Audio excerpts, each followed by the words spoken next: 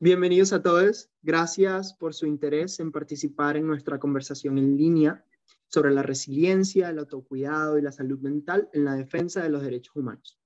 Mi nombre es Giovanni Martínez y soy pasante del programa de Nuevas Tácticas. Soy de Venezuela y estudio Economía y Ciencias Políticas en Macalester College, Minnesota. Desde Venezuela me interesé en los derechos humanos y mi interés en el tema me trajo a Nuevas Tácticas, desde donde continúo aprendiendo sobre la manera en la que activistas y defensores de derechos humanos usan herramientas innovadoras para su protección. Ahora, hablemos un poco de Nuevas Tácticas. ¿Qué es Nuevas Tácticas? Nuevas Tácticas es un programa del Centro de Víctimas de Tortura, una organización humanitaria global con sede en Minnesota, Estados Unidos. Como programa, Nuevas Tácticas ayuda a defensores de derechos humanos a ser más eficaces en su labor a través de las últimas 2 décadas. Nuevas Tácticas ha fortalecido la labor de miles de defensores de derechos humanos y organizaciones con más de 250 tácticas recogidas y catalogadas en la base de datos de Nuevas Tácticas que pueden acceder en nuestra página web, y talleres regionales de capacitación, que por cierto, ahora mismo tenemos una capacitación a fines de mayo en Ciudad de México sobre la documentación y la evaluación para desarrollar campañas de defensa de derechos humanos más eficaces. La fecha límite de aplicación es el 31 de marzo, así que si algún participante, panelista o cualquier miembro de nuestra comunidad quiere participar y quiere ser parte de esto, por favor vayan a inscribirse. Y la otra parte de lo que hace nuestro programa de Nuevas Tácticas son las conversaciones en línea entre activistas y defensores de derechos humanos. Estas brindan la oportunidad de compartir experiencias, aprender mutuamente y conocer a nuevos aliados. Han adoptado diversas formas a lo largo de los años: foros públicos, seminarios web, podcasts. En esta oportunidad tenemos un diálogo virtual entre panelistas con experiencias diversas y de diversas organizaciones y de diversos países. Ahorita en este momento quiero introducir a Lisa Peterson de la Cueva, que nos va a poner un poco en contexto sobre la conversación, y después vamos a presentar a los panelistas. Muchísimas gracias. Bueno, gracias Gio y bienvenidos de nuevo a todos a este foro virtual. Mi nombre es Lisa Peterson de la Cueva y soy capacitadora en Nuevas Tácticas de Derechos Humanos en CBT. Y bueno, quisiera poner en contexto un poco esta conversación para dar un marco general del por qué llegamos a convocar a este grupo específico de panelistas sobre el tema de la resiliencia para los defensores de derechos humanos. Este evento realmente surgió a base de las conversaciones que hemos tenido con los organizadores de esta conversación y con defensores de derechos humanos sobre la necesidad, digamos, de reforzar una conciencia de resiliencia en el campo de defensa de derechos humanos. En los últimos años, CBT ha trabajado muchísimo tanto con defensores de derechos humanos como expertos en resiliencia. Todo dentro de nuestros esfuerzos de capacitación sobre la estrategia para la incidencia. Y bueno, dentro de esta experiencia y por medio de nuestros colegas, nos dimos cuenta que existía una tensión en las organizaciones de derechos humanos en cuanto a la resiliencia. Por un lado, no cabe duda, por ejemplo, que existe una gran necesidad, digamos, de fomentar estas conversaciones, de crear espacio tal como esta, y dedicar más recursos financieros al fortalecimiento de resiliencia en los defensores de derechos humanos. Pero también, por el otro lado, reconocemos que las conversaciones y las capacitaciones sobre la resiliencia suelen ser centradas un poquito en una definición muy reducida del cuidado personal. En las capacitaciones, la formación que existe actualmente, vemos que a veces hay unas herramientas para el autocuidado que pueden ser hasta inapropiados, digamos, para personas defensores y a quienes se dirigen.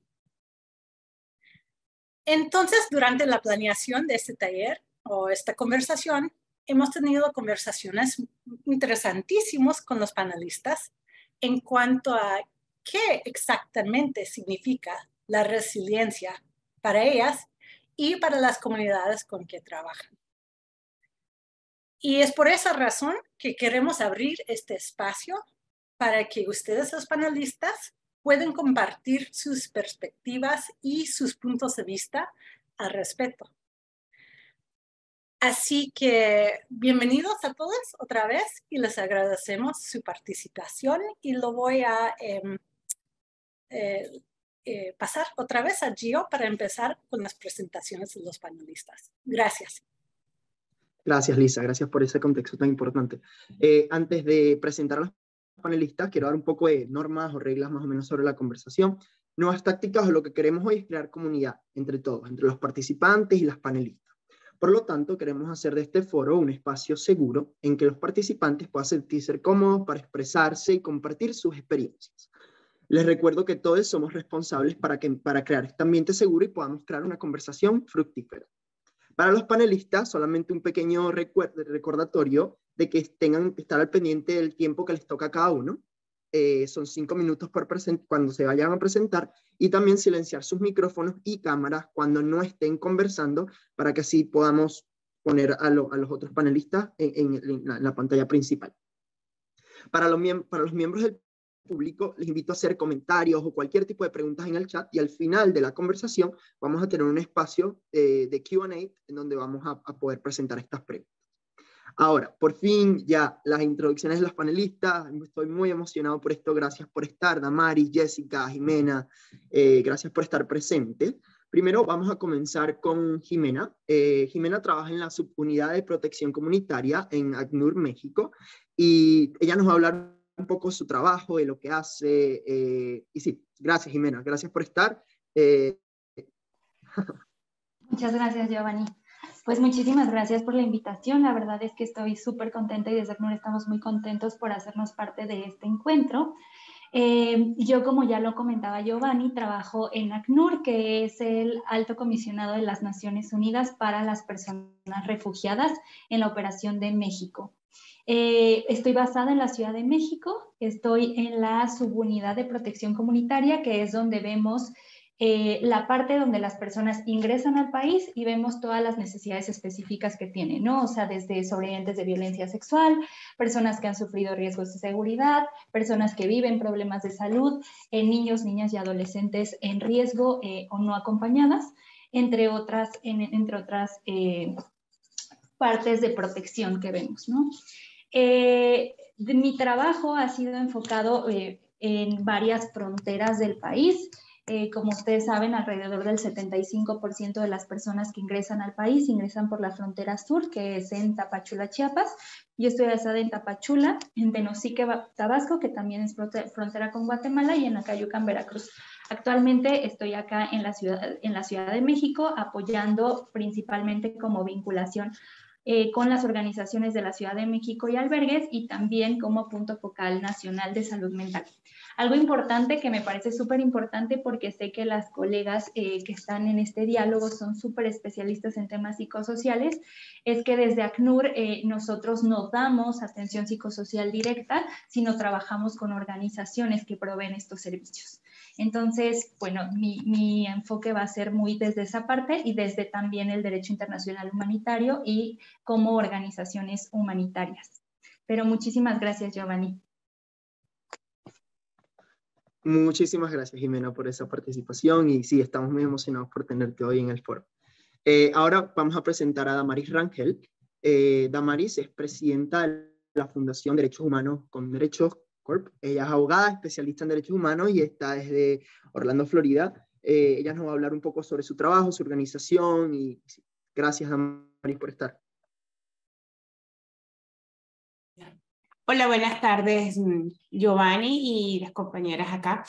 Yo soy venezolana, radicada en Miami, en Florida, perdón, y soy la presidenta de la Fundación Derechos Humanos con DR. Soy abogada, especialista en derechos humanos de la Universidad Central de Venezuela. Nosotros En la Fundación Derechos Humanos con DR brindamos educación, promoción y defensa de los derechos humanos a las personas en cualquier situación de vulnerabilidad. Durante los años de la Fundación hemos creado algunos programas como la asesoría jurídica gratuita para la población migrante que ingresa a los Estados Unidos. Y como ustedes saben, la parte migratoria acá es de carácter civil, es decir, requiere de asistencia legal privada, ya que las organizaciones en su mayoría colapsan para brindar este tipo de asesoría. Asimismo, tenemos un programa que se llama la neurociencia y los derechos humanos y la abundancia del migrante. ¿Por qué? Consideramos que la población migrante debe ser fuente de educación. La población migrante sufre muchos altibajos durante el proceso de movilidad humana y es muy importante fortalecer su psiqui, porque unos pensamientos reordenados desde la dignidad humana generan emociones positivas en el ser humano. Y estas emociones positivas tienen un impacto en lo personal y en lo colectivo. Cuando tenemos ciudadanos capaces de ser resilientes, tenemos mejores conductas personales y mejores conductas en la sociedad.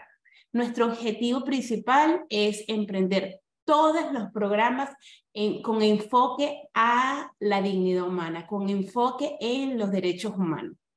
Asimismo, consideramos súper importante en estos tiempos la unión de la sociedad civil para alcanzar mayor protección o mayor seguridad a las distintas poblaciones en situación de vulnerabilidad. Atendemos con mucho compromiso a las mujeres y niñas víctimas de trata aquí dentro de los Estados Unidos y brindamos en Venezuela con alianzas estratégicas del sector privado algunas jornadas médicas que apoyan a la población venezolana en cierta situación de vulnerabilidad.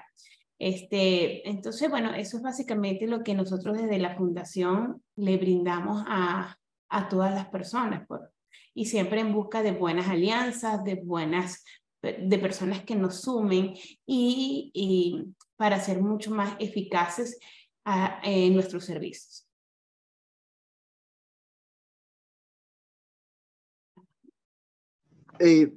Muchísimas gracias, Amaris, por su participación. Ahora vamos a presentar a Jimena Arroyo. Jimena trabaja en Aluna Acompañamiento Psicosocial en la parte de investigación y en el área de incidencia. Sí, perdón, Jessica Arellano. Lo siento, perdí el nombre. Jessica Arellano. Trabaja en el área de incidencia, Aluna Acompañamiento Psicosocial. Gracias por estar aquí, Jessica. Gracias a ti, Giovanni. Pues buenos días a todas, a todos, todes. Gracias por estar aquí acompañándonos.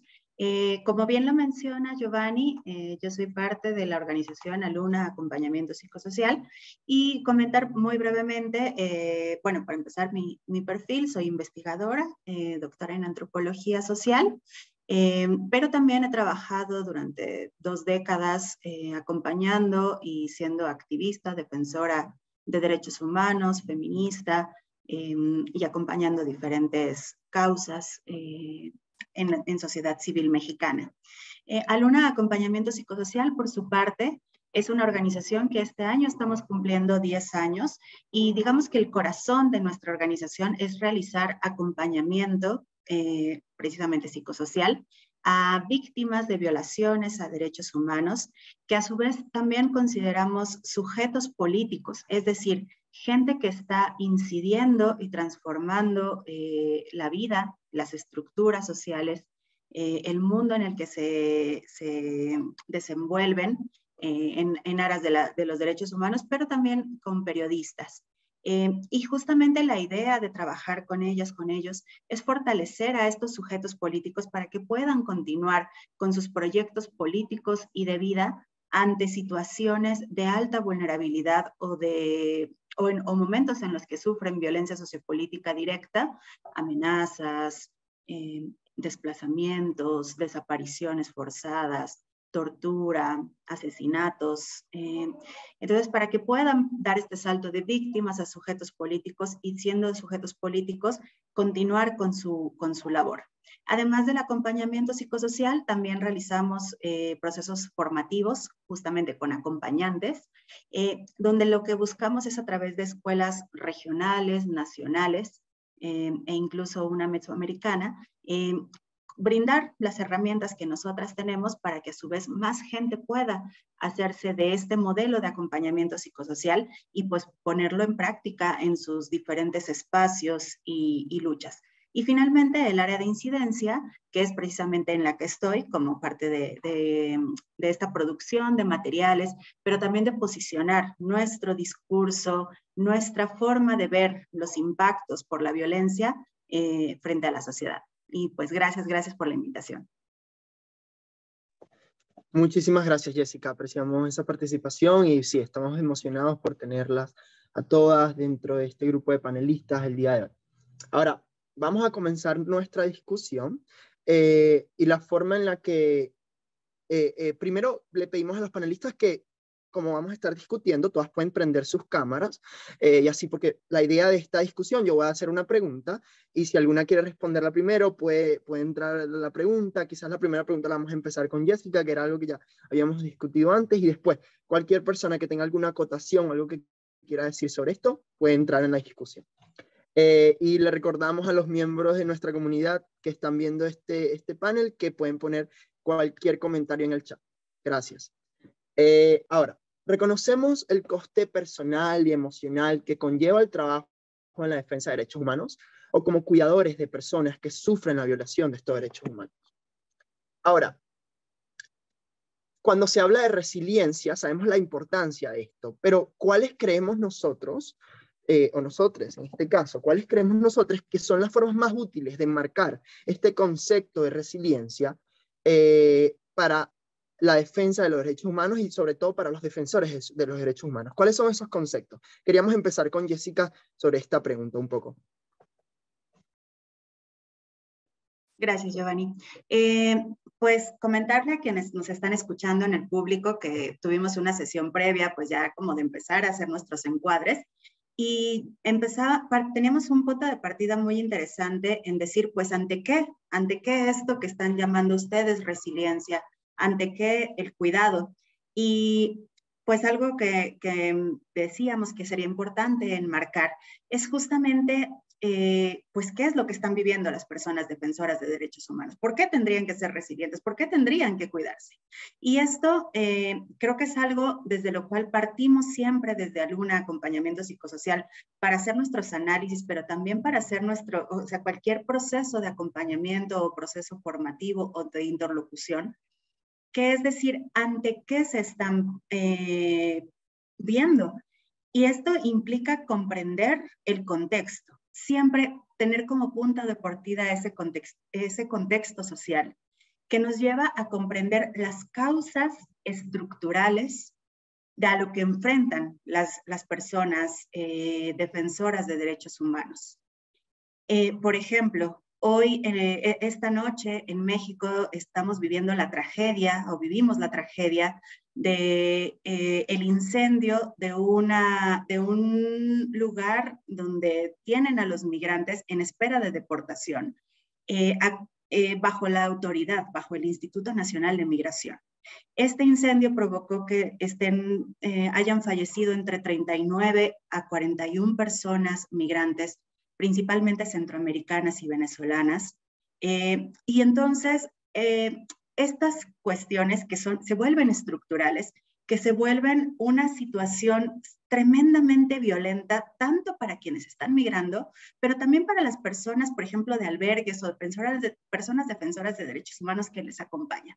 Y tristemente muchos de los discursos en ocasiones terminan criminalizando o depositando la culpa en quienes migraron. Por ejemplo, pues desde los discursos oficiales ahora lo que hemos visto, por ejemplo, el gobierno guatemalteco tristemente lo que ha dicho es, por eso los migrantes tienen que pensar antes de salir. Cuando en realidad no, ¿cuál es el rol de las autoridades ¿Cuál es el rol de la sociedad civil? ¿Cómo podríamos garantizar los derechos humanos? Y entonces, cuando estamos viendo esto y cuando lejos de ayudar a posicionar un discurso de derechos humanos, las autoridades terminan por criminalizar, agudizar las causas estructurales que vulneran las violaciones a derechos humanos, y los defensores a su vez se vuelven, pues eso, como ese foco, esa mira de ser culpabilizados o estigmatizadas. Pues lo que estamos viendo es la creación de un discurso de violencia como estrategia de control social. Y eso es lo que nosotras hemos puesto como una intencionalidad del daño. Cuando ocurren estas violaciones contra personas defensoras y periodistas, lo que vemos es una estrategia que intencionalmente genera daño, y ante eso, pues los impactos son masivos. Pueden ser vividos por una persona, pero al ser una estrategia que busca, por ejemplo, acallar, cuando se busca que la prensa quede censurada, lo que se pretende es que se acalle. Y entonces no se acalla solamente ese periodista que quedó amenazada, desplazada, desaparecida o asesinada. Lo que se busca es que todo un gremio quede silenciado, pero a su vez que la sociedad no tengamos formas de ver y escuchar lo que está ocurriendo en ese lugar. Por lo tanto, desde Aluna, ante esa perspectiva, lo que decimos es, más que resiliencia, porque resiliencia de pronto suena como adaptarse a las condiciones. O resiliencia puede ser como cómo realizo yo desde mi persona mejores estrategias para vivir frente a eso. Y lo que desde Aluna decimos, no, lo que hay que hacer es desprivatizar el dolor, que no quede en una sola persona, desprivatizar el daño, desprivatizar estos efectos, y eso que quiere decir que quede en manos de la sociedad, que se vea quiénes son los responsables, pero que también veamos el costo que socialmente tenemos, y por lo mismo esto va hacia una mirada de politizar la salud mental. Por ello, desde Aluna, y con esto cierro esta primera intervención, justamente lo que proponemos es, más allá de ver las estrategias de resiliencia, es decir, desprivaticemos el dolor, rompamos ese silencio, politicemos y colectivicemos el daño derivado de estas violaciones a derechos humanos, y en esa medida empecemos a crear estrategias para afrontar colectivamente, socialmente y estructuralmente esas causas de la violencia sociopolítica. Muchísimas gracias, Jessica. Y creo que a partir de ahí, eso que tú comentabas de cómo podemos hacer la resiliencia una estrategia política. No sé si Jimena y Damaris quieren participar o colaborar un poco en este tema de conversación. Hay causas estructurales que son súper importantes, que sirven como barreras y sirven como situaciones que no le permiten a las personas participar. Entonces, sí, ¿cómo hacemos la resiliencia una causa política? Una estrategia en la que todos podamos participar y pueda ser algo colectivo, como Jessica lo comentó. Sí, Giovanni, pues creo que diálogos como este nos ayudan mucho, porque algo que pensaba ahora que decía Jessica es, no nada más se revictimiza o hay un discurso contra las personas que viven la violencia directa, sino también hay una especie como de desconecte de las personas en la sociedad, ¿no? Entonces dicen como estas personas decidieron dedicarse a ser defensores de derechos humanos o trabajadores humanitarios. Sin embargo, eso no significa que estemos aislados de lo que sucede socialmente hablando, ¿no? En México tenemos muchísimos feminicidios, uno de los mayores índices de periodistas muertos, ¿no? También esta coyuntura migratoria que es de movimientos mixtos, ¿no? Algunas personas quieren llegar a Estados Unidos y dependemos mucho también de políticas de Estados Unidos, ¿no? Otras personas se quieren quedar en México. Sin embargo, esto no significa que debería de haber un riesgo extra a las personas que defienden estos derechos, ¿no? Y en ese sentido, diría, diálogos, el poner sobre la mesa el tema de salud mental, no como una etiqueta, sino como un diálogo del que tenemos que hablar como sociedad, decir, la sociedad estamos viviendo esto y por tanto, evidentemente las personas que acompañan directamente tienen un impacto porque nos ha pasado mucho, ¿no? O sea, desde ACNUR Sucede que nosotros atendemos en temas, por ejemplo, en estas estancias como lo que sucedió hoy, ACNUR ingresa a las estancias provisionales, a las estaciones migratorias, vemos cuál es el tema de derechos humanos, cómo están, si tienen agua, si tienen comida, si se quieren quedar en México, si se quieren regresar, cómo apoyar a hacer las condiciones más dignas para las personas, y de pronto una persona que tú atendiste hoy puede ser asesinada mañana, ¿no? Y eso tiene un impacto emocional sumamente fuerte y que si bien como organizaciones independientes hay algunas estructuras, ¿no?, que se intentan, por ejemplo, nosotros tenemos una plataforma de bienestar, ¿no?, en la cual pues tú puedes buscar cómo puedes dividir tus tareas, cómo puedes hacer más fácil que no quedarte tanto tiempo trabajando, detectar qué es emergencia, qué es urgencia, como para no estar como tan vulnerable ante las situaciones que no paran. O sea, la realidad es que pues en fenómenos humanitarios no paran e incrementan.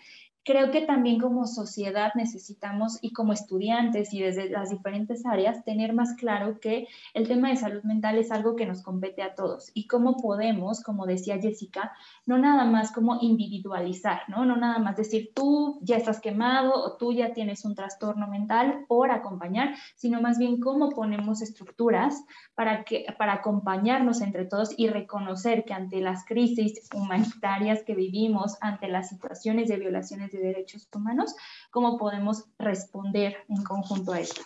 Creo que yo lo hablaría así, Giovanni. Muchísimas gracias, Jimena. Damaris, ¿tienes algo que colaborar a la conversación en este momento? ¿O podemos? Sí. Sí, por supuesto. Bueno, basado en que la resiliencia es esa capacidad individual para enfrentarnos o adaptarnos a tiempos de crisis. Todos los seres humanos, en mayor o menor dimensión, tenemos esa capacidad de resiliencia. Ahora bien, ¿cuál sería el punto focal para los defensores y activistas de derechos humanos? Desde nuestro punto de vista, consideramos que se debe partir desde la identificación y el reconocimiento. ¿Qué vamos a identificar? Bueno, vamos a identificar que tenemos una función específica en nuestro desempeño, en nuestro trabajo, que es un trabajo muy complejo, porque trabajamos con situaciones de gravedad, con situaciones de dolor, y eso nos hace empáticos. Yo considero que una persona con poca empatía no tiene cualidades para ser activista o defensor de derechos humanos. Y esa empatía hay que ponerle un punto objetivo, un punto de stop. Y entonces ahí empezamos a reconocer que también somos sujetos de derecho, que también somos seres humanos, que también tenemos necesariamente que drenar y ser más objetivos. ¿Para qué? Para ser eficaces en brindar lo que las personas quieren de nosotros. Es asistencia, ayuda, apoyo. Entonces, el equilibrio para el defensor de derechos humanos es necesario. ¿Qué requerimos? Bueno, necesitamos también el apoyo de un equipo multidisciplinario después de una larga jornada de escuchar, diaria. No te voy a poner de semana, de un día de trabajo, de escuchar distintas situaciones de vulnerabilidad, de abuso, de homicidios, de escasez. También necesitamos un llamado de reconocimiento. Tienes que drenar para llegar a casa porque tienes una vida allá para rendir como ser humano. Porque si no vamos a caer en un círculo vicioso de una enfermedad social. Y eso, como dijo Jimena, es un tema de salud pública que estamos enfrentando. Esta situación es un tema de salud pública que tiene que necesariamente participar estados, agencias, organismos, la sociedad civil y el ciudadano común. Entonces, con respecto a cómo somos actores políticos de este proceso, por supuesto, si acudimos en algún momento a pedir asistencia y luego somos capaces de superarla, ese apoyo nos brinda las herramientas para fortalecer o para crear buenas prácticas y ayudar a otras personas con la experiencia de unos sobrevivientes, personas que han superado cualquier tipo de trauma. Y yo considero de que todo parte en la educación en derechos humanos, más allá de una educación formal escolar, no, tenemos que partir de una educación en derechos humanos, reconocernos cada uno de nosotros como una persona digna de derechos, digna de respeto, digna de deberes para conmigo y para con nuestros semejantes.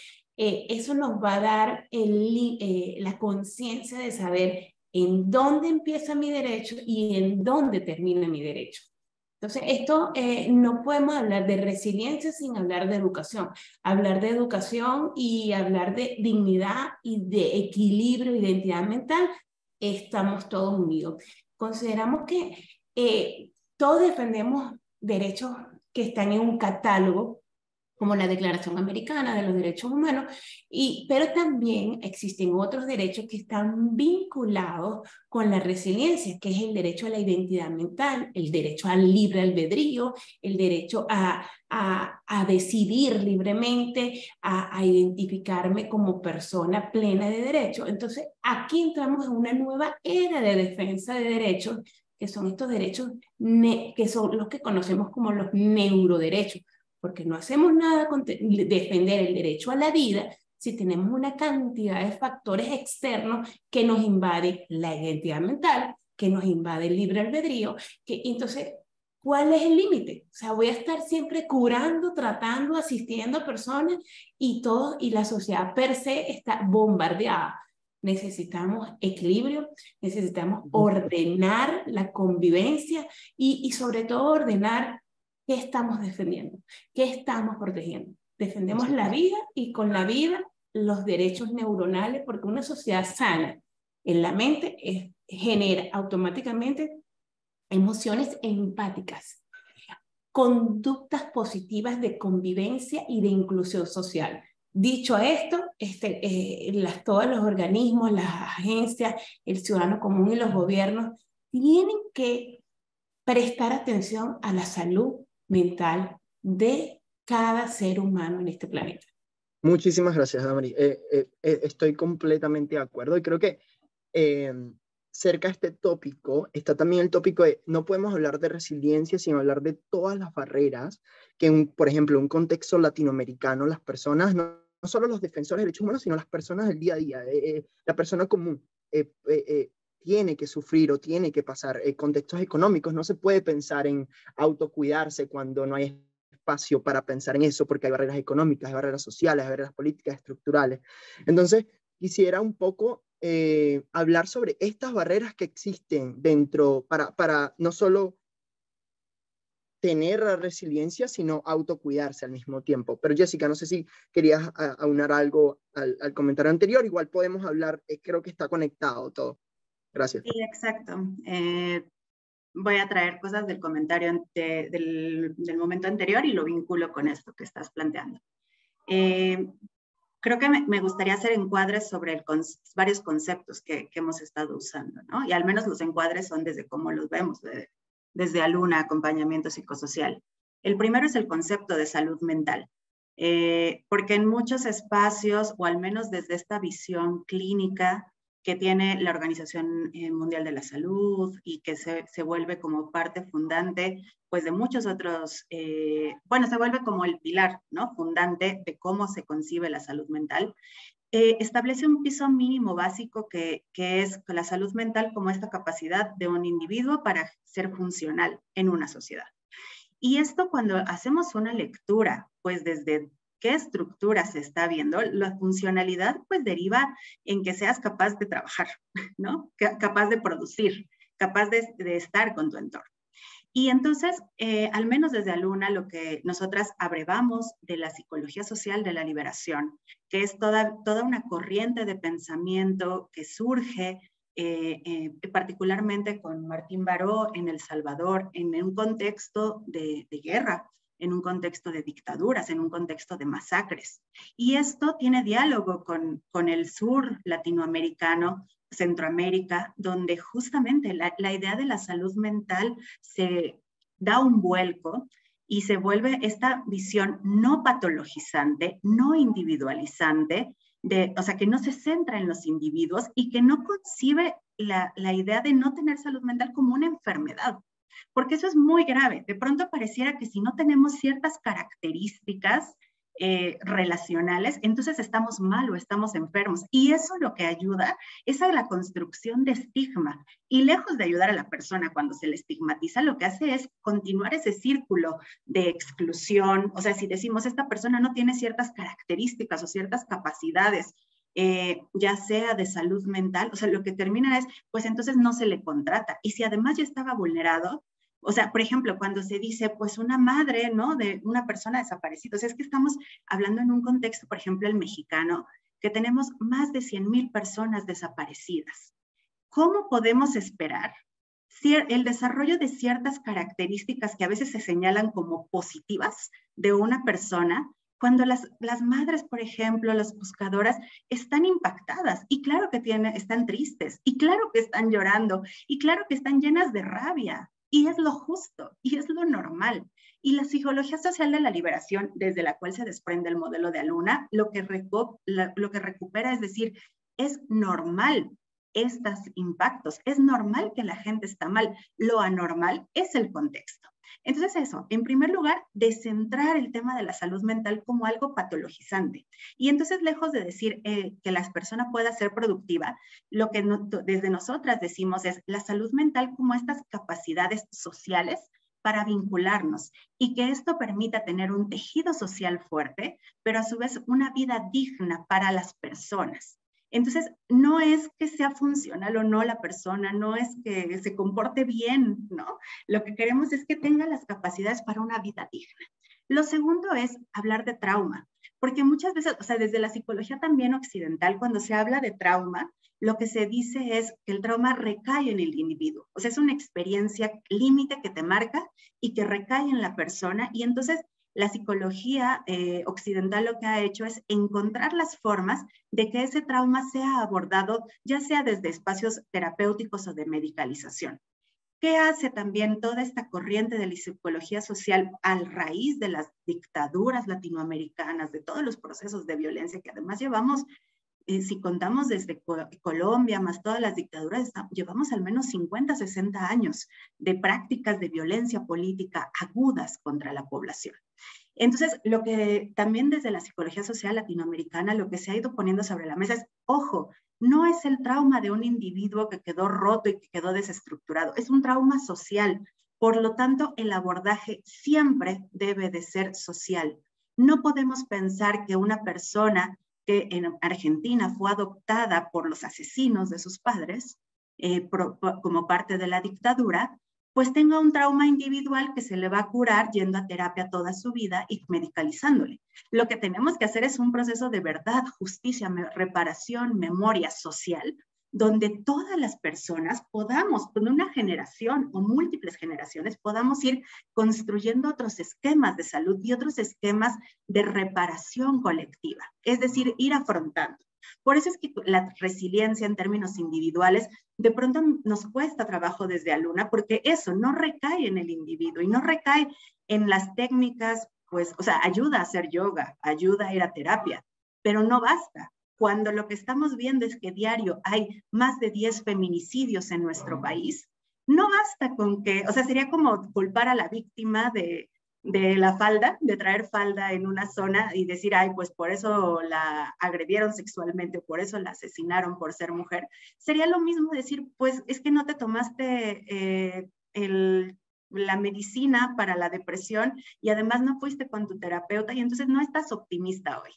No, o sea, lo que nos está ocurriendo es que diario están asesinando mujeres, periodistas, personas trans, personas de la diversidad sexual, tenemos ya más de 100,000 desaparecidos, como ya lo mencioné. Tenemos violaciones a infancias. Entonces, si no nos vamos recuperando socialmente, pues también no tiene sentido la resiliencia en términos individuales. Lo que hay que hacer es ir construyendo estas condiciones estructurales para afrontar el trauma social. Y finalmente el concepto de derechos humanos. Sí, educación en derechos humanos, pero también recordar quién es el garante y el responsable de los derechos humanos. Y eso en toda la bibliografía y en toda la concepción de derechos humanos es el Estado. Solo el Estado es el responsable de garantizar los derechos humanos y también a su vez es el responsable cuando se ocurren las violaciones, ojo, por acción, por omisión o por aquiescencia, es decir, por colusión.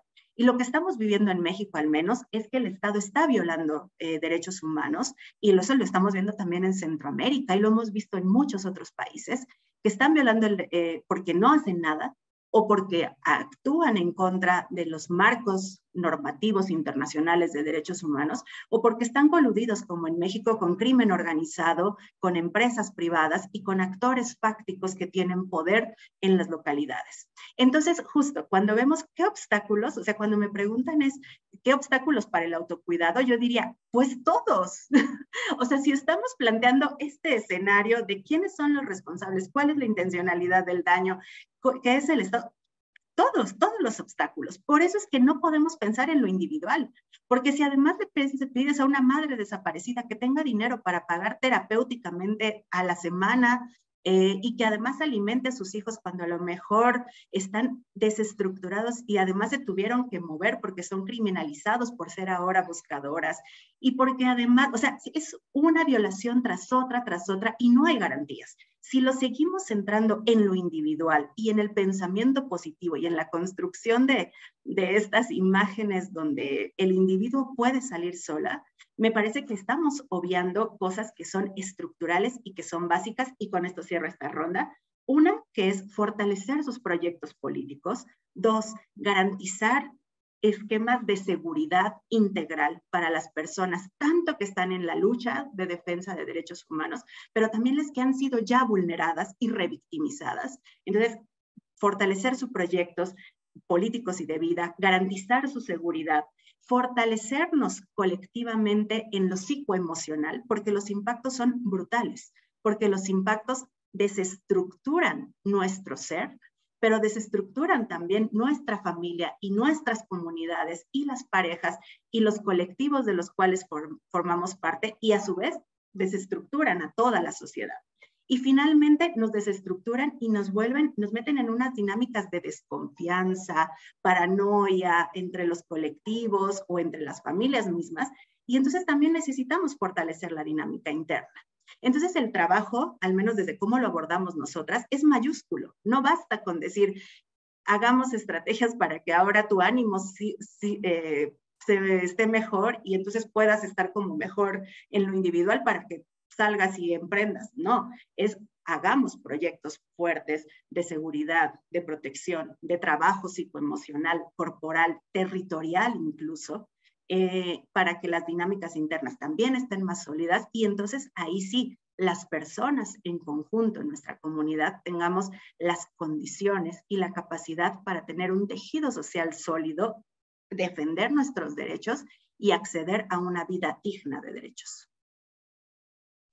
Muchísimas gracias, Jessica. Y yo creo que para realizar estos proyectos mayúsculos que tú comentabas, hace falta una conexión o una participación completa con todas las comunidades. O sea, no podemos tomar estas decisiones desde un punto de vista, desde lo alto, desde la élite que está tomando decisiones, o queremos hacer esto, queremos hacer este proyecto, sino hace falta saber cuáles son las necesidades, cuáles son las condiciones, cuáles son todas las cosas que en verdad la comunidad necesita para poder realizar proyectos que funcionen a lo colectivo. Entonces, yo quisiera que si alguna tiene alguna experiencia en eso, ¿cuáles son sus experiencias en esta recolección de necesidades, de ir a comunidades, de ver qué es lo que está pasando? ¿Cómo podemos ver esto? ¿Cómo podemos hacer esto mejor? Desde organizaciones que tratan de hacer esto todos los días, o de individuos, ¿cómo se puede hacer esto? No sé si Jimena quisiera agregar algo en este sentido. Sí, justo, Giovanni. Creo que, bueno, Jessica ya dio en el punto de muchísimos temas, ¿no? Que ahondan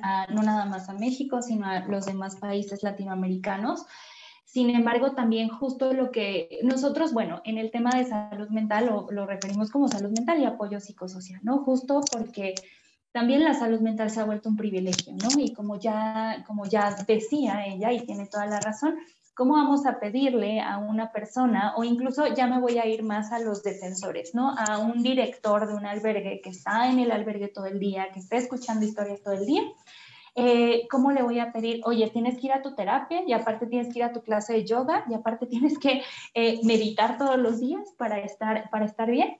Entonces, en ese sentido, enfocarnos a actividades sociales y también comunitarias, ¿no? Nosotros nos regimos mucho por estos estándares del IASC, que vienen mucho como desde la base, ¿no? O sea, ¿cuál es la base?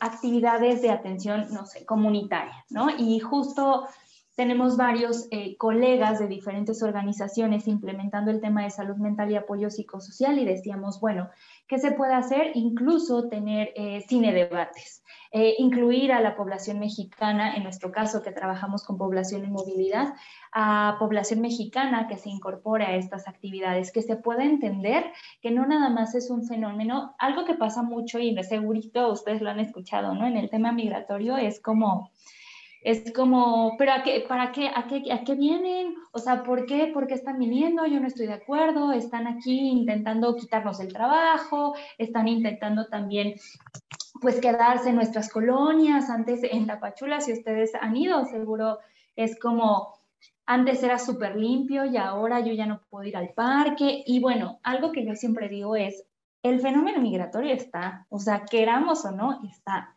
Entonces, ¿cómo hacer parte a la sociedad para eso? Para que también se enteren de que está y no nada más como poner como, yo no estoy de acuerdo y entonces me voy, porque son fenómenos existentes, ¿no? Entonces, en esta parte del autocuidado justo, yo empezaría con actividades comunitarias, ¿no? Comunitarias, e incluso no me refiero a actividades sociales muy grandes o donde se involucren muchas personas, incluso con las personas en nuestra colonia con las que trabajamos, en las comunidades, por ejemplo, en las fronteras, ¿no? Entender también cuál es la situación que viven y ser empáticos de las dos partes, ¿no? En nuestro caso hay mucha xenofobia y discriminación por el trabajo que hacemos. Sin embargo, entender qué es lo que vive la población de Chiapas, qué es lo que vive la población de Tlaxcala, para responder así y ver cómo podemos coadyuvar, ¿no? Y insisto también mucho en que esta parte del autocuidado, como lo decía Jessica, no puede ser individual. O sea, no puede ser sin una estructura, ¿no? No podemos pedirle a... Y me da mucha risa porque a mí una directora de un albergue me dice, ya, ¿por qué no hablan con el ACNUR que nos lleven a Cancún? Y te juro que ya estamos súper bien después, ¿no? Y justo nos reímos, pero esta parte también en la que se apoyan entre, yo lo veo mucho con los albergues, ¿no? Se apoyan entre los directores de los albergues, de bueno, ahora a mí me sobra comida, ahora ¿tú cómo resolviste esto? O sea, esta parte también como de diálogo me parece más un fenómeno de cuidado y escucha más funcional que el intentar hacer más actividades para estar mejor, ¿no? Y creo que de ahí es muy importante que entendamos que no podemos culpabilizar o responsabilizar a un solo individuo por sentir más, por sentirse vulnerable, como dijo muy bien Jessica, ¿no? Las emociones que sentimos ante los fenómenos que vivimos son totalmente normales, ¿no? O sea, es una reacción del cuerpo absolutamente normal y no debería de ser mal visto. Al contrario, deberíamos de cuestionarnos de dónde viene esto y cómo podemos ayudarnos a estar mejor, ¿no? Entonces, en esta parte que tú mencionabas como mucho del autocuidado, sí es cierto que creo yo también que de pronto las personas que trabajamos con seres humanos llega a un punto que es como todo podemos, ¿no? O sea, si te hablan en la madrugada vas a poder, si te hablan el fin de semana vas a poder, si trabajas, yo me acuerdo mucho en las caravanas, ¿no? De pronto había días que trabajamos 18 horas seguidas, ¿no? Sin descansar ningún fin de semana, Y entonces era como, no, sí puedo porque yo estoy para esto, ¿no? O sea, yo quería trabajar con esto. Y entonces ahí también creo que sí debe de haber un proceso de conciencia y de poner estos temas en el diálogo colectivo con las organizaciones, con los defensores de derechos humanos, que como decía Jessica, quien debería de responder es el Estado, y nosotros estamos apoyando. En nuestro caso, como Naciones Unidas, apoyamos al Estado mexicano a que responda en este caso, ¿no? Sin embargo, no olvidarnos de que no somos nosotros los salvadores del mundo, no venimos también a creernos superhéroes. ¿Y cuándo es el límite? O sea, ¿cómo nos hacemos conscientes de que también se necesita este balance y que debemos de separarnos, ¿no? Separarnos un poco para justamente cuidarnos psicoemocionalmente, pero insisto en que no desde un espacio individualista, sino desde un espacio colectivo. Muchísimas gracias, Jimena.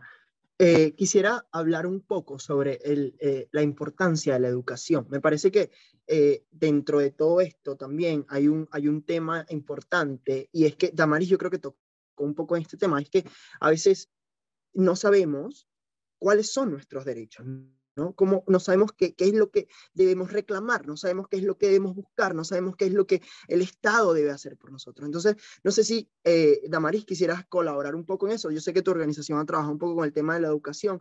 ¿Cómo ha sido este proceso para ti y el proceso de llevar esa educación a muchas personas y tratar de crear, sí, una más conocimiento sobre el tema y así poder reclamar más por los derechos que todas las personas necesitamos, y no solo necesitamos, sino que merecemos?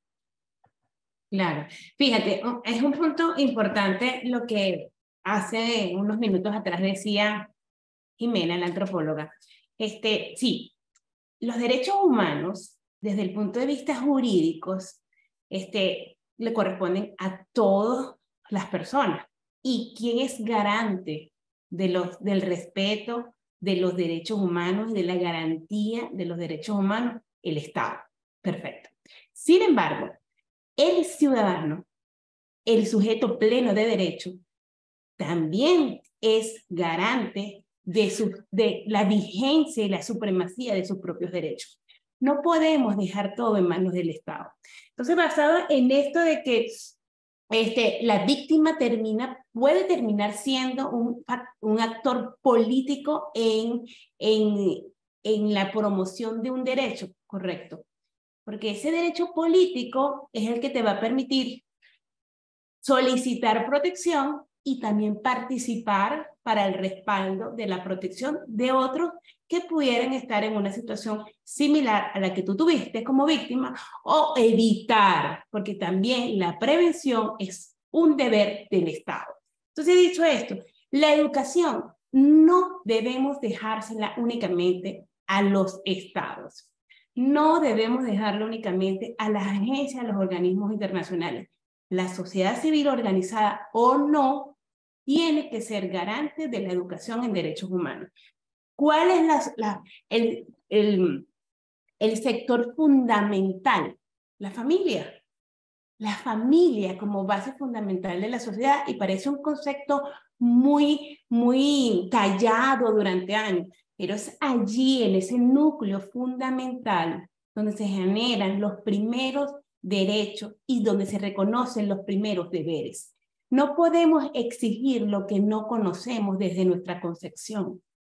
No podemos conocer lo que el medio circundante no nos está brindando desde que tenemos ese reconocimiento de ley de que somos sujetos plenos de derecho, les guste o no a las personas que apoyan el aborto. Desde la concepción se generan derechos.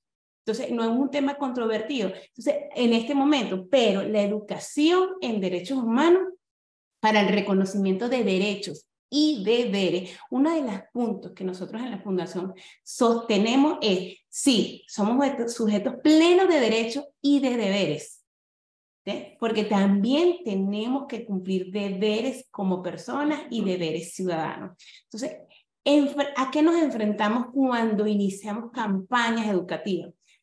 Primero nos enfrentamos a que muchas personas que han sufrido y que se han formado en espacios carentes de estabilidad, carente de amor, carente de equilibrio, carente de recursos de educación, salud, no se reconocen en su psique como que, sí, yo soy digna de tener derecho a la educación, yo soy digna de comer 3 veces al día. Entonces tenemos un problema como dijeron las dos personas que me anteceden, estructural. Es un problema de estructura y es un problema de deficiencia de todos los actores de la sociedad. Gobierno, sociedad civil, sector privado, porque todos han buscado defender sus propias posiciones, quizás apartándose de un foco, que es el bien común, que es la convivencia, que es la supremacía de derechos, porque no hay sociedad que pueda estar sin regulación. Para eso existen las normas, y las normas nacen de los comportamientos humanos. Entonces, la educación en derechos humanos o cada una de las campañas que nosotros iniciamos requieren del apoyo de la célula fundamental de la sociedad, que es la familia, requieren de la identificación y del reconocimiento de la persona digna de derechos, digna de ser de tener la capacidad de tener identidad mental sin la interrupción o la contaminación de ventas masivas, de políticas dictatoriales, políticas de ultraderecha, del terrorismo, del paramilitarismo, de las drogas, del narcotráfico, del feminicidio, de la trata. O sea, de todo eso contamina a una persona y todo eso merma en esa capacidad de que todas las campañas destinadas al reconocimiento de derechos y de deberes puedan tener eficacia o no. Entonces, por eso nosotros insistimos que todos nosotros tenemos la responsabilidad de apoyar el derecho a la vida y el derecho a la identidad, al libre albedrío, a la identidad de reconocernos como sujeto pleno de derechos. Y lo hacemos.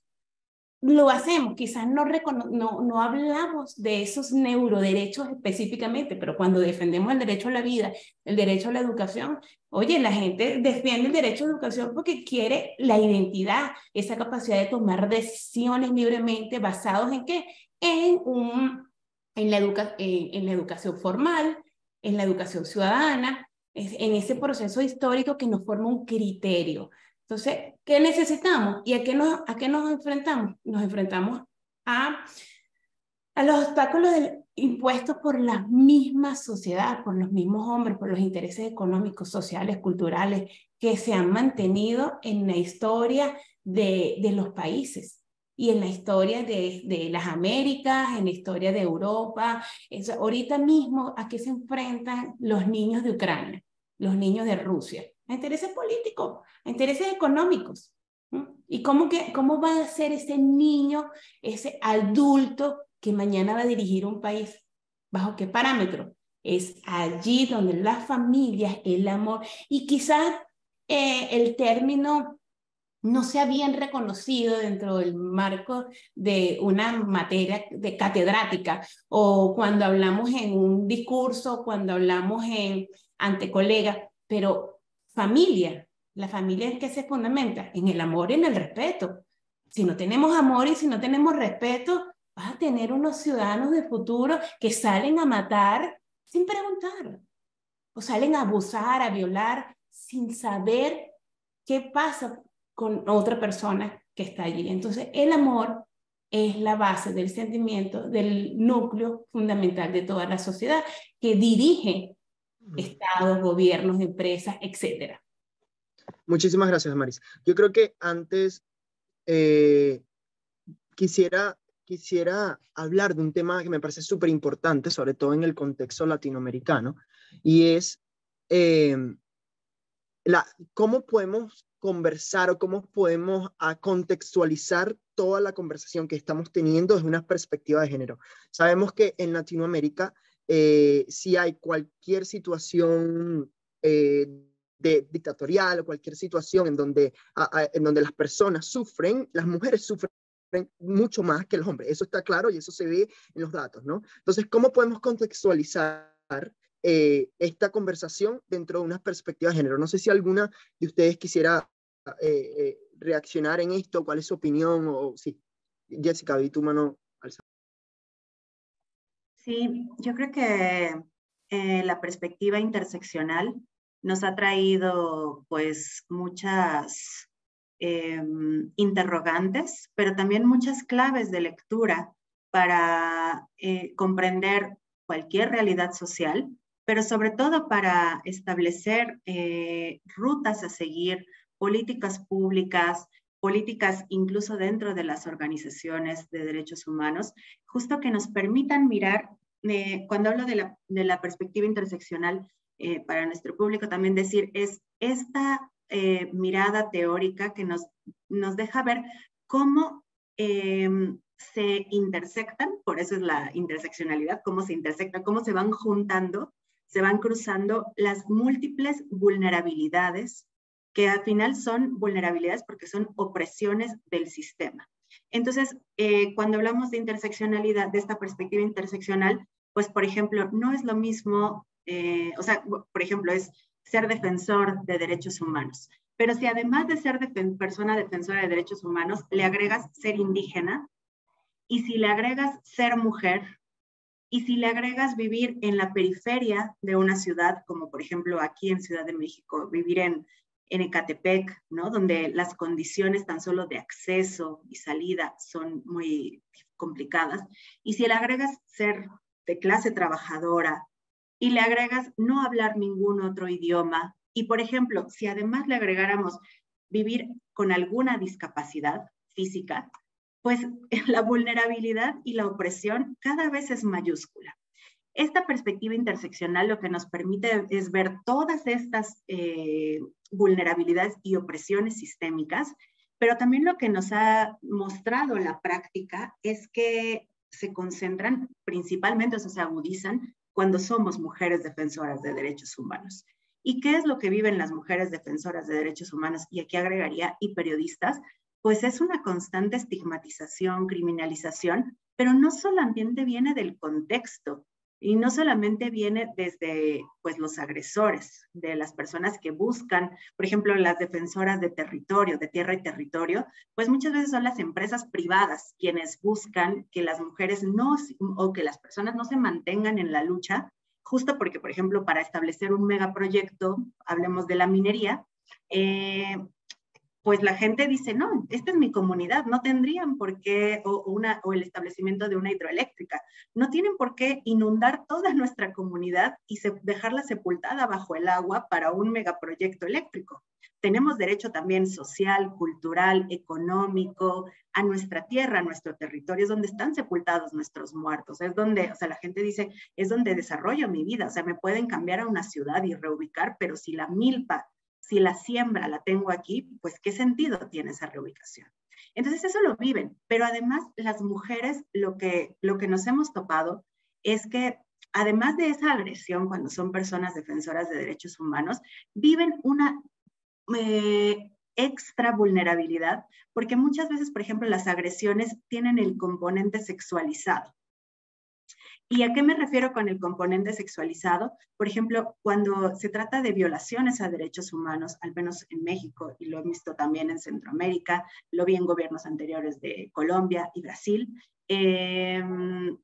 sí, anteriores a estas transiciones, lo que ha atestiguado es que en el cuerpo de las mujeres se infringen mayores violaciones que tienen que ver con tortura sexual, que tienen que ver con amenazas de componente sexual y amenazas muy graves, ¿no? Que van desde, y actos directos como tocamientos que tienen que ver con partes sexuales. Pero también, o sea, eso es al exterior, desde los agresores, pero también muchas veces la construcción social del estigma aumenta cuando dicen, pues ellas se lo buscaron, ¿para qué estaban afuera de su casa? ¿Para qué estaban en la lucha? Y esto además se agrava cuando las propias parejas, muchas veces en contextos patriarcales, de violencia machista, patriarcal, sistémica, como es el caso de México, y yo creo que podría ser común para Latinoamérica, al menos desde mi experiencia con mujeres defensoras de derechos humanos, cuando además todavía los esposos, las parejas, los hijos, todavía la señalan y dicen, pues, porque te fuiste, ¿no? Y hasta es como, y encima, o sea, de todo ese contexto adverso todavía llegan y hasta reciben golpes dentro de casa, porque la mujer no estaba haciendo lo que debía, que era hacer la comida.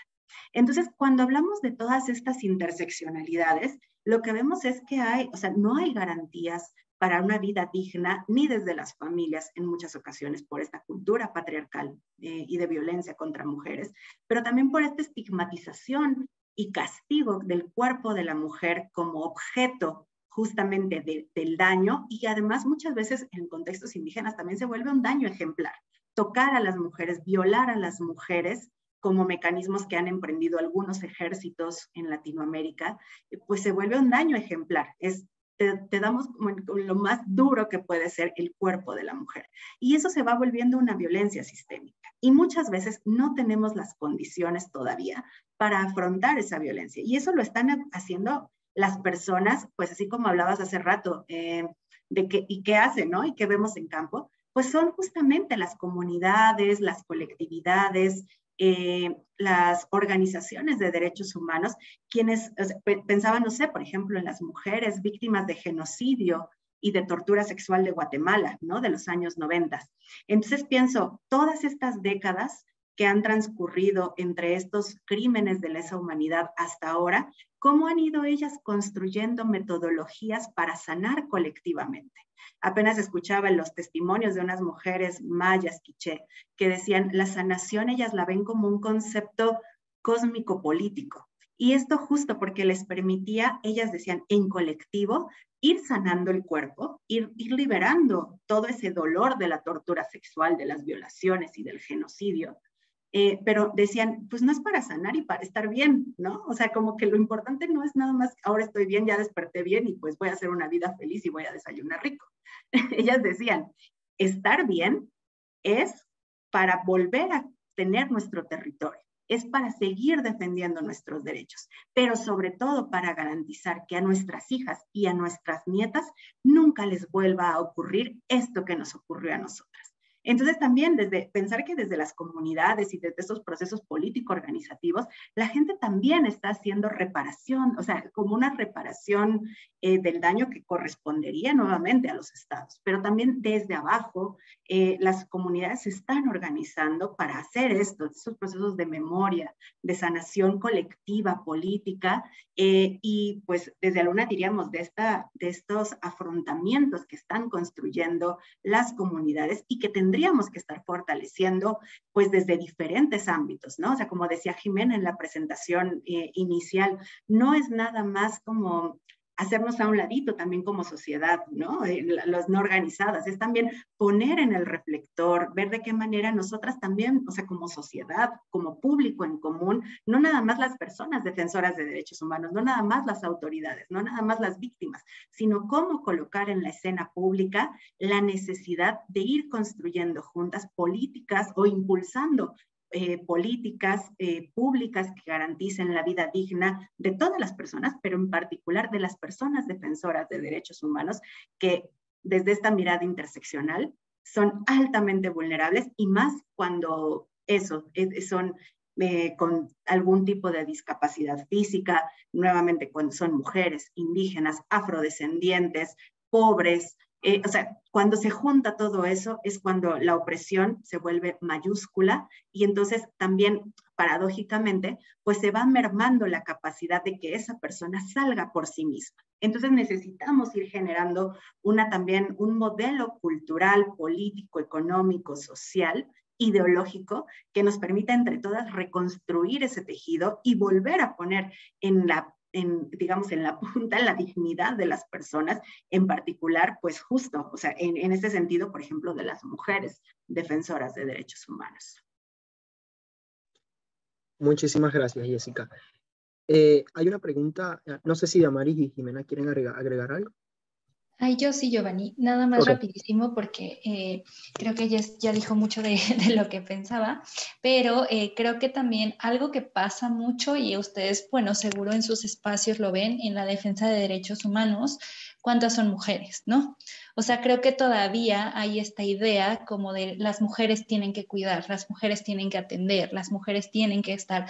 Y entonces creo que poco a poco, yo espero, tenemos que ir deconstruyendo esta idea, ¿no? O sea, yo lo veo en mi círculo de trabajo con mis colegas trabajadores humanitarios hombres, son menos que mujeres, ¿no?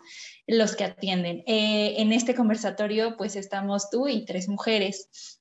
Entonces, creo que sí necesitamos también que estos espacios puedan abrirse y que también, en este caso, los hombres puedan incluirse en este diálogo de defensa, porque no es una idea de las mujeres, no es una idea que solo afecta a las mujeres, y creo que todavía nos falta mucho camino por andar respecto a este tema, ¿no? O sea, en el tema de cuidadoras, en el tema también como de defensa de derechos humanos, muchas veces, no digo que no haya hombres, porque claro que los hay, pero muchas veces las mujeres siguen ocupando estos espacios y se necesitan abrir también para otras personas que se interesen para poner en tela estos temas. Sí, estoy completamente de acuerdo, Jimena. Gracias por esa intervención. Damaris, ¿quisieras Sí, agregar algo? quiero agregar que, fíjate, desde el enfoque de los derechos humanos, el, el ser una persona resiliente no tiene género. O sea, no necesariamente tengo que tener género. Ahora, ¿cómo somos las mujeres defensoras y activistas de derechos humanos? ¿Cómo nos defendemos ante las distintas barreras? Sí, hay muchísimas barreras. Barreras de carácter político, cultural, educativa, el idioma. Son muchísimas barreras sociales y personales a las que nos enfrentamos. Pero la primera barrera es la barrera del pensamiento, del reconocimiento, de la identificación. Y esas son las estructuras que tenemos que cambiar los seres humanos, sin distinción de género, sexo, de nada. O sea, los seres humanos, porque defendemos la igualdad, defendemos que no debemos ser objetos de discriminación, y quisiera definirlo. O sea, somos iguales para hacer todo tipo de trabajo, para hacer activismo. Esa igualdad no debe ser estigmatizada por nosotras mismas, ni mucho menos por los gobiernos. Y hay presidentes. En México hubo un presidente que dijo que un periodista le hace una pregunta y él le respondió al periodista, hay que ver cuánto cuesta las hallacas. Ustedes no llaman hallaca, creo que son tamales. Los tamales. O sea, como diciendo, ocúpate tu mujer de cuánto cuestan los tamales en tu país y yo me ocupo de la política. Entonces, esos son discursos completamente discriminatorios, y cuando vemos eso, activar a todos nuestros niños, niñas, porque de allí viene la transformación del futuro, en los pequeños, porque los pequeños nos llevan información a nuestros hogares. Entonces, eso no es inclusivo, eso no es de igualdad, eso es discriminatorio. Entonces, debemos reconocer e identificar. Y el reconocimiento y la identificación debe ser parte de una tarea hábil de pensamiento, debe ser parte del día a día. Es una forma de vida. Reconocer e identificar. También defenderlo. Entonces, es mucha participación desde lo individual con impacto a lo colectivo. Muchísimas gracias. Hay una pregunta en el Q&A que me parece interesante, gracias a las personas que participaron en esto, y que habla sobre cómo vivimos en un mundo en donde el marco de financiación a organizaciones, a defensores de derechos humanos, prioriza los resultados cuantitativos, buscan números, buscan cosas que se puedan medir para poder decir, sí, estamos haciendo un buen trabajo. ¿Cómo se puede mitigar esto? Porque sabemos que cuando queremos o cuando decimos, bueno, estos son los números, estos son lo que podemos hacer, podemos inflar los números o podemos buscar maneras de que simplemente se haga muy rápido, que se haga de una forma fácil, sin siquiera realmente tener algo colectivo o tener una situación o una manera de conectarse con la comunidad y saber, esta es la necesidad de la comunidad y esto es lo que vamos a hacer. Entonces, viendo ese contexto y sabiendo que es un problema, porque no nos permite hacer el trabajo de la mejor forma y de la forma en la que podamos conectar con las comunidades eficientemente o de la mejor manera, ¿cómo podemos mitigar esto? ¿Cómo se mitiga esto desde organizaciones de derechos humanos, desde Aluna, desde Derechos Humanos con DR, con Jimena, que trabaja en ACNUR? ¿Cómo podemos ver esto? Sí, no sé, ¿cómo lo ven ustedes?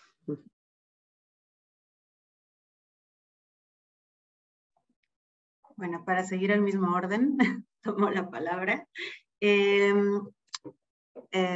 Bueno, primero decir que en el chat, esta ya era como una respuesta a otra pregunta, cuando Lisa pone esto de los marcos de financiación y estos términos cuantitativos y cómo se aborda. Pero antes, eso era respuesta a otra pregunta que nos ponía sobre la mesa, la voy a leer.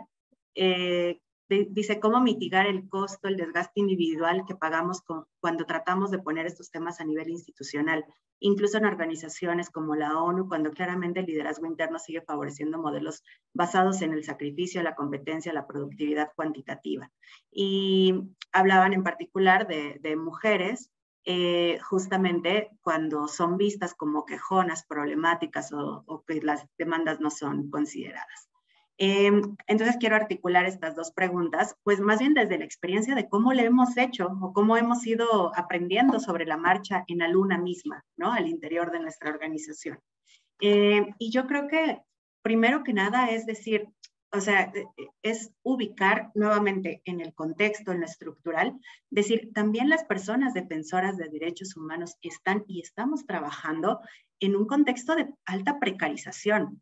Entonces, o sea, también decir, no, creo que no necesariamente es un tema de no solo mala voluntad o educación cultural que quiera favorecer a unos y a otros no, o no darles derechos, más bien estamos en una situación de tal precarización. Pensaba en periodistas que tienen que trabajar hasta en 5 medios distintos, que a veces les pagan de $1 a $10, digo esto para que lo ubiquemos en diferentes contextos, como referente al dólar, de $1 a $10 por nota que hacen. Y esto les implicó ya poner su gasolina, su tiempo, todo. En el caso de organizaciones de derechos humanos, mucho del trabajo que se hace es voluntario. Pienso en albergues, refugios migratorios, por ejemplo. Casi todo el trabajo se sostiene de mano voluntaria. Entonces, cuando hablamos de cómo dar estas garantías y estas condiciones, es muy difícil cuando ni siquiera hay condiciones económicas para fortalecer otros modelos. Entonces, creo que para empezar lo que tendríamos que estar trabajando también es este diálogo, que es parte de lo que hace Aluna desde la incidencia política, por ejemplo, con agencias de financiación, con otros espacios más estructurales para decir, porque muchas veces, por ejemplo, lo que financian son proyectos, la ejecución de proyectos, pero no se financia, por ejemplo, para América Latina el pago de mano de obra del personal. Entonces, por ejemplo, muchas veces lo que nosotros tenemos que estar poniendo constantemente desde el área de fortalecimiento interno es hablar también con estas agencias que permiten que tengamos nuestro trabajo y que de verdad agradecemos, porque si no, no tendríamos con qué, tendríamos que ser todas voluntarias. Pero entonces decir, no basta con financiar, por ejemplo, los proyectos. Se necesita pagar al personal, porque si no, ¿quién opera esos proyectos? Y de la misma manera, o sea, ese es un ejemplo, ¿no? Pero al interior de nuestra organización, por ejemplo, nosotras parte de lo que hacemos es ir construyendo protocolos. Y estos protocolos pasan por protocolos internos de salud mental, salud familiar, por ejemplo. O sea, ver que tengamos, o sea, de pronto es, claro, la precarización hace que de pronto no puedes contar con esquemas de salud integrales y que no todas las personas en México tienen derecho a la salud. Pero entonces al menos decir cómo nosotras subsanamos al interior de nuestras organizaciones, por ejemplo, con una política de salud familiar, el derecho a que si se enfermó tu mamá, pues no tengas que estar viniendo de todo, o sea, se enfermó de gravedad, ¿no? Está hospitalizada, pues caramba, seamos comprensivas y ese día si está hospitalizada, pues no tengas que venir a trabajar porque priorizamos o sea, entender la salud pues como algo integral y entonces que puedas atender a tu madre mientras está en el hospital, pero eso también genera un estado de salud mental para la persona, que no tiene que estar pensando doblemente en cómo pagar el hospital y además si va a salvar su vida o no el familiar y además si tiene que cumplir enviando el proyecto que quedó. Entonces, por ejemplo, eso es parte de lo que nosotras estamos generando, ¿no? Al interior de Aluna, protocolos.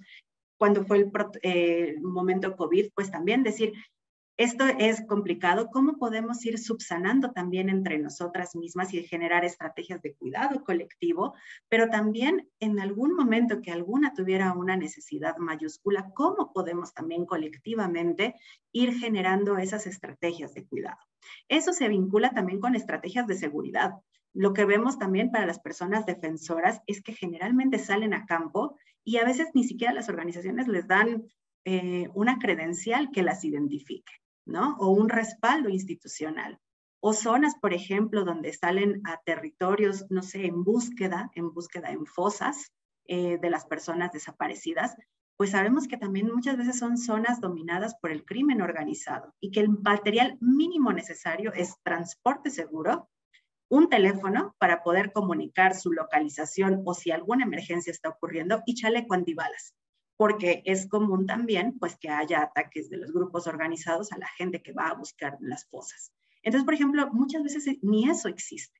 Entonces, ¿cómo vamos generando también protocolos integrales de seguridad? Que no son reglitas básicas que se construyen para todas, más bien es cómo vamos generando entre nosotras toda una estrategia de diagnóstico y de construcción de una mirada de seguridad en todos los niveles de nuestro cuerpo, de la organización, de nuestro entorno, para que podamos continuar con nuestra labor.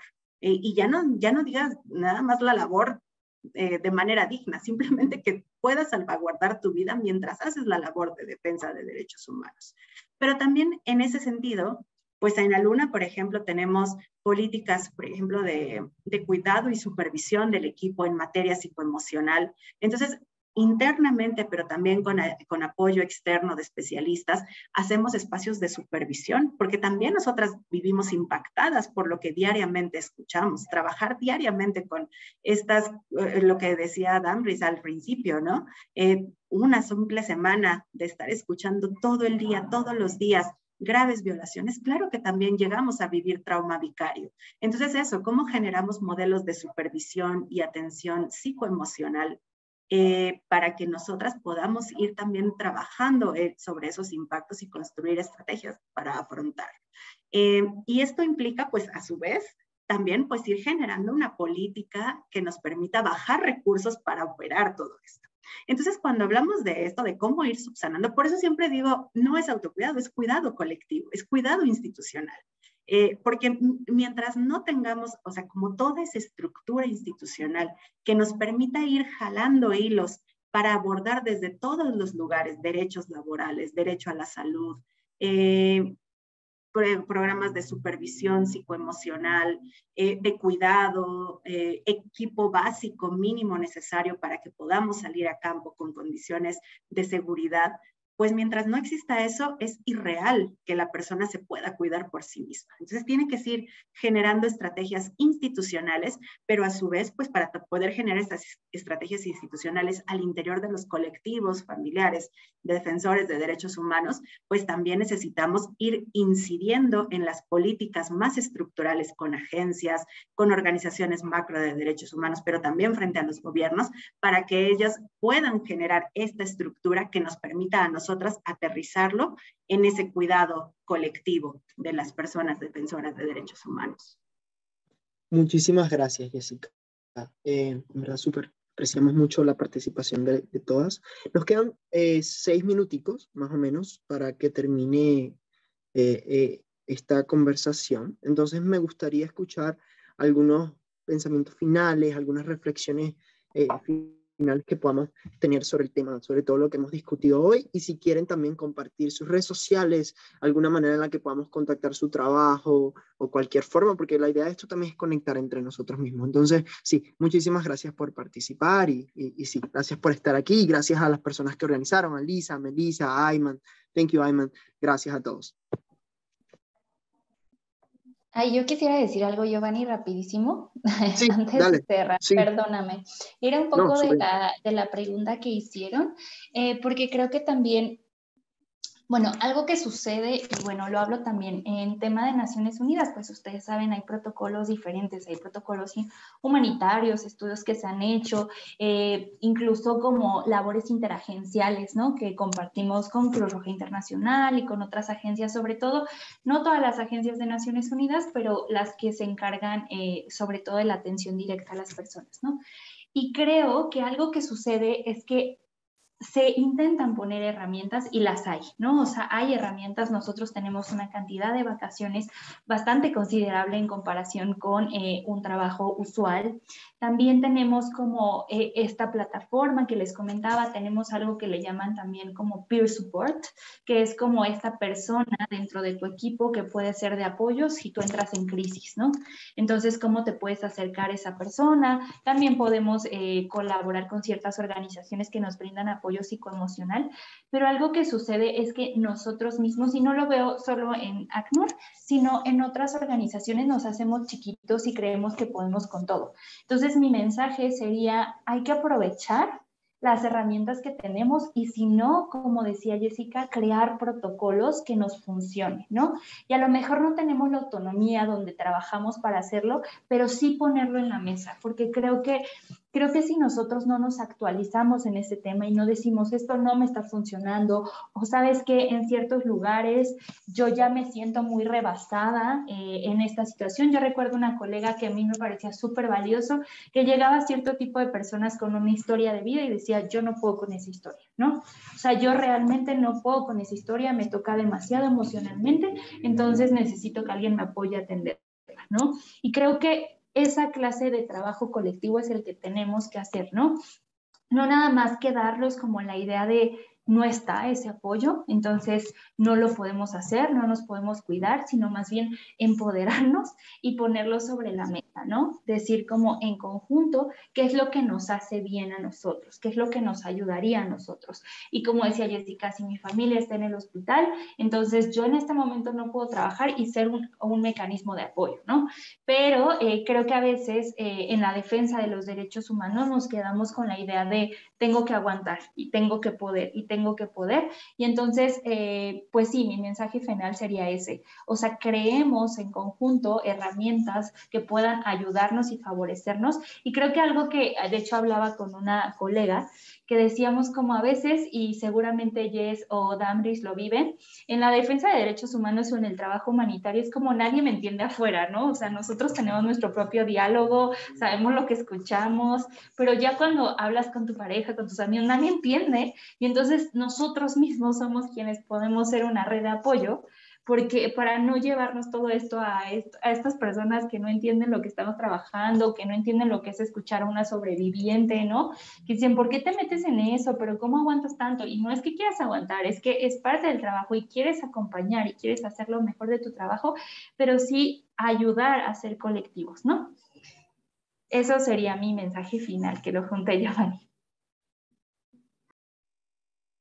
Muchísimas gracias, Jimena. No sé si Damaris quiere cerrar con algo súper corto. Ya no estamos a ser corto de tiempo, pero... Bueno, yo para resumir lo que puedo decir es que la actividad de los defensores y activistas de derechos humanos es súper importante y también es muy importante que nos reconozcamos como sensibles, humanos, y tenemos que ser diligentes con nosotros mismos para dar el mejor desempeño de nuestro trabajo. Tenemos que autocuidarnos, tenemos que querernos, tenemos que respetar nuestros límites. Eso es esencial. Y bueno, continuar en este trabajo con el apoyo de otras organizaciones que quizás han avanzado más en el tema de autocuidado y de protección desde el punto de vista psicológico, es lo que reclama la sociedad de hoy. Porque por muy difícil que sea la situación, o por muy grave que sean las circunstancias y los cambios, tenemos que verlo con un punto de vista de positivismo. Y no es que, ay, que altruista es Damaris, no, es que de lo malo tenemos que tener esta capacidad de el aprendizaje y sobreponernos, porque esa es la verdadera resiliencia, apoyarme a mí misma para poder dar lo mejor de mí a quienes me necesitan o yo considero que puedo ayudarlos. Muchísimas gracias. Desde Nuevas Tácticas queremos ofrecerle en nuestras redes sociales nuestro apoyo en cualquier actividad. Vamos a tener más convocatorias a otras actividades y en cualquier momento podamos seguir colaborando en el futuro. Muchísimas gracias por estar hoy el día en la conversación y ser panelistas. Gracias por todos sus comentarios, reflexiones y aprendimos muchísimo de ustedes. Muchísimas gracias. Muchísimas gracias, lo agradecemos muchísimo y como dije al principio, queríamos tener una conversación que era un poco más amplia del autocuidado y sí, de veras, tocamos en el amor, la familia, el género, los protocolos, las organizaciones y realmente apreciamos mucho sus perspectivas. Muchísimas gracias. Muchísimas gracias.